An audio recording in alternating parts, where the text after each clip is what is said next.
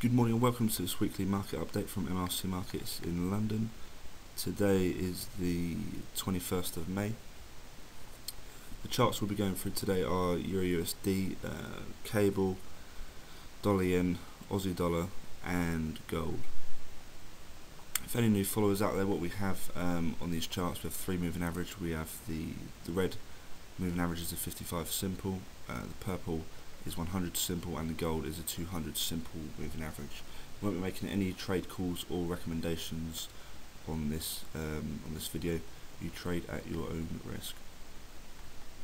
Okay, so based on these videos, what we're going to be doing is just be trying to give some sort of weekly outlook, also highlighting kind of what happened last week, and just purely focusing on technical analysis. At the end of the video, we will be going through the Forex calendar, as well to see what sort of big economic data is coming out this week. Okay, then let's have a look at the euro dollar chart. What do we have on this euro dollar chart? This is the daily. What we've been talking about for the sort of recent few weeks, last couple of months, was this recent fib move on the daily, and that is kind of, because what we were focusing on, you can see a bit clearer on the weekly actually. It was all about the 50% zone. Bear me 2 seconds.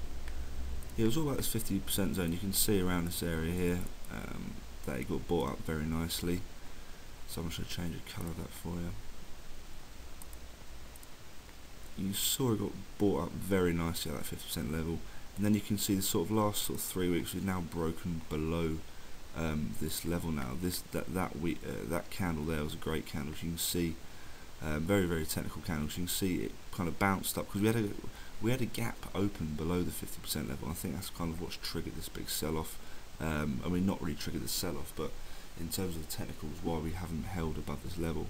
We bounced up and we kind of touched that 50% level, and as previous support now act as new resistance, and we've now continued to sell off. So in terms of the weekly, we are below this 78.6 level now. Some people like to use an 88.6 level, so let's add that on there and see where that stands in terms of the fib move. Although I'm not really focusing on this fib move at the minute, it's just kind of, it has been holding, but it hasn't really bounced off it to the pip, so it's not a real huge technical bounce. But as you can see in this week already, I'll just highlight this, if you look at this current week's candle, you can see there how we've already come and bounced up and touched the 78.6, and similarly up there, similar to that bounce there, we've now tested it, and now previous support is acting as new resistance, and we're now starting to come down on it. But in terms of the weekly, it's not really what I'm focusing on. In fact, if you look at the monthly chart, very, very interesting chart, and it should always keep it in perspective. Yes, this is a weekly outlook, and this is obviously a massively long-term chart, but in terms of weekly, you can see that we're starting to, this is a long-term trend line. You can see that we're already bouncing off of this long-term trend line already. What's happened there? Sorry, bear with me 2 seconds. You can already see that we're having a technical bounce off of it. So the start of the trend line's down here, and we've had a bounce there, and a third bounce is around here. So we're currently holding this trend line. So in terms of the weekly, we're still in the bullish uptrend. Yes, with all the eurozone stuff going on at the minute, etc., we've had the nice sell-off. But in terms of the technicals, we are still in an uptrend, especially on this monthly chart. All about how this, obviously the current monthly candle, if the current monthly candle ends and closes above this trend line with some sort of lower wick, then we are still in an uptrend. But that's obviously a very, very long-term perspective, and it's always good to keep it in mind. You can neaten up there on the weekly, and as you can see, we've had, it's bounced up. Look, zoom in on that 15-minute, and if you even bring it up a little bit there, you can see how those candlestick wicks, they're pierced below that level, and you can see it held very, very nicely. So in terms of a longer term support line, that is one that you should definitely have on your charts, in my opinion. because you can see we've already had a nice, I mean that 4 hour, you can see that 4 hour hammer there. A lot of people have been buying after that hammer stops just below the low there, and they'd have made a nice little few pips already. So yeah, in terms of another thing to keep an eye out for in terms of this week, you have to keep it in mind are these 2 gaps that still haven't been filled. That is the first one there, and the second one is just, I think it might have been last week's gap, just down there. So you can see 2 gaps there that haven't filled still, and it looks like that, and now we've got this bounce up, it looks like it wants to kind of get some nice momentum up there and start to fill these gaps. So we have the first gap in terms of price, which is at around 129.15, and so let's just make this little line a little bit thicker. So the first gap is at 29.15, which still needs to be closed, and the second gap, which is the bigger gap, is at 130.81. And in terms of euro dollar, gaps always fill. I can't remember the last time that gap didn't fill, so you have to keep that in mind. A lot of long-term buyers, now that we've had this bounce off the trend line, are now going to be getting in and going for these gap fills. Nice sort of risk to reward trade really, especially if you got down to the low here. You could have had stopped just below low. You can keep on going for this gap. So yeah, in terms of euro, that's all I'm really focused on. My bias is still towards the upside, unless we get any significant break off this trend line. I mean, in terms of a weekly outlook, in my opinion, the bias has to be towards the upside, especially after we've had such a big sell-off last week. A lot of people are also going to be focusing on this trend line resistance down, which was holding pretty much all of last week, and now you can now see that we've broken that trend line resistance. So that's even more the further reason to be going long. A lot of people will be going long purely because of that trend line break as well. So yeah, in terms of this week, my bias personally is towards the upside, and we've got a few sort of levels to look out for as well. Those 2 gap fills would be very interesting to look at and to keep an eye. In terms of the daily moving averages, we're still miles away as well. Price does like to, I mean, imagine those moving averages as kind of elastic bands. Price does like to go and snap back to their average, so would not be surprised if we got a nice bounce this week and we continued to grind higher after such a sort of big sell-off last week. Okay, let's have a look at cable. What do we have on cable? Last week we had a big sell-off. We look at last week's weekly candle, very bearish, engulfing pattern there.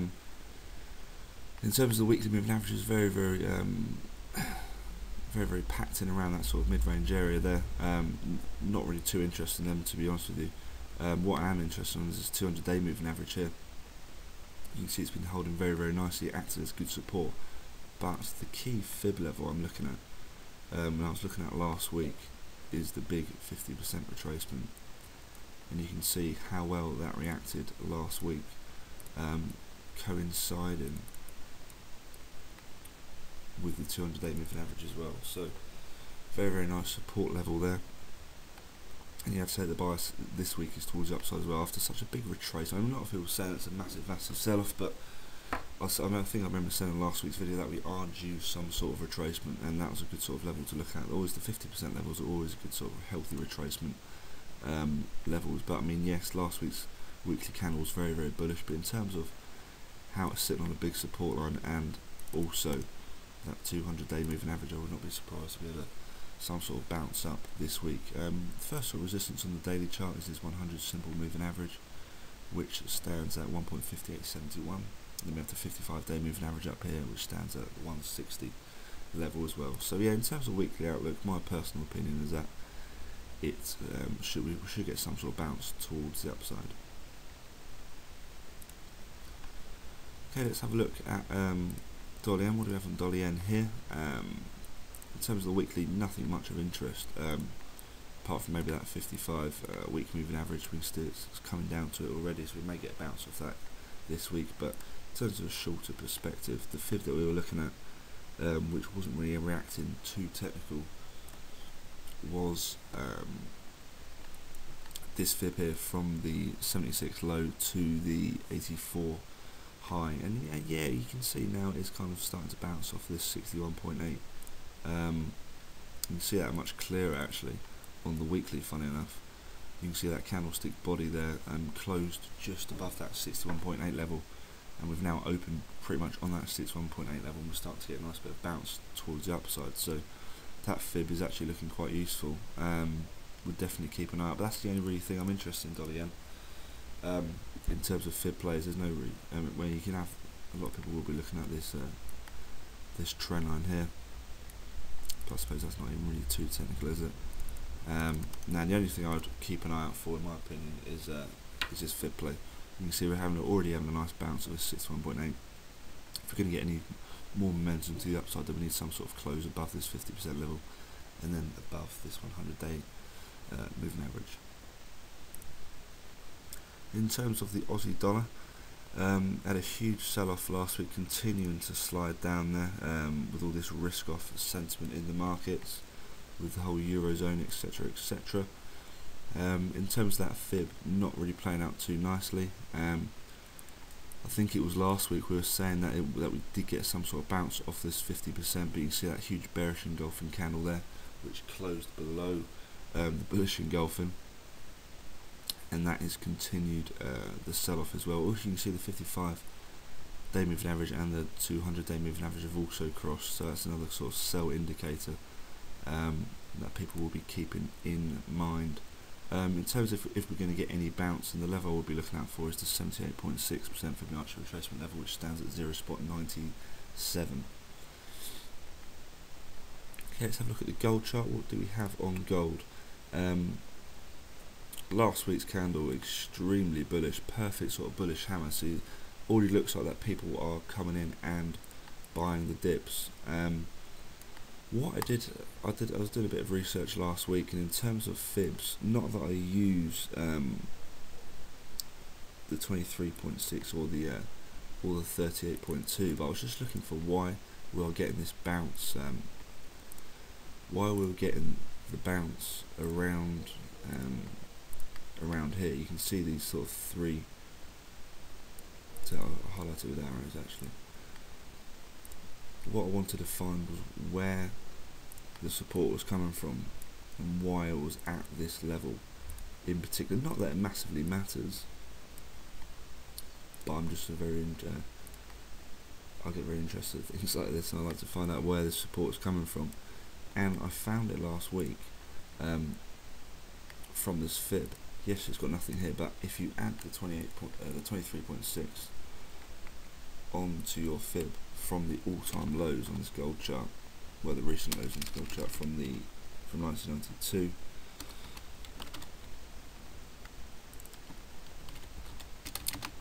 then you can see where it's been bouncing, and it's been right there. So have to keep that level on there. I mean, not that you need to worry about it too much, but in terms of a key support level, that is the level on gold, and that's where people have been buying at that 1527 level. You can already see in terms of the weekly chart, if you zoom in, that we've had a perfect weekly hammer, so my bias is now firmly towards the upside on this gold chart.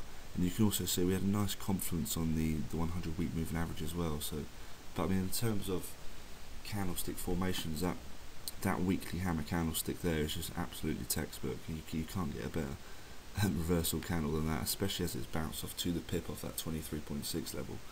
So bias is firmly towards the upside. In terms of weekly resistance, we have the 55 week moving average there at 16.60. In terms of the daily, we also have the 55 day moving average at 16.38. In terms of a fib move, if we look at this 4 hour here, the recent high to that low, we can already see we're getting a bounce off the 50%.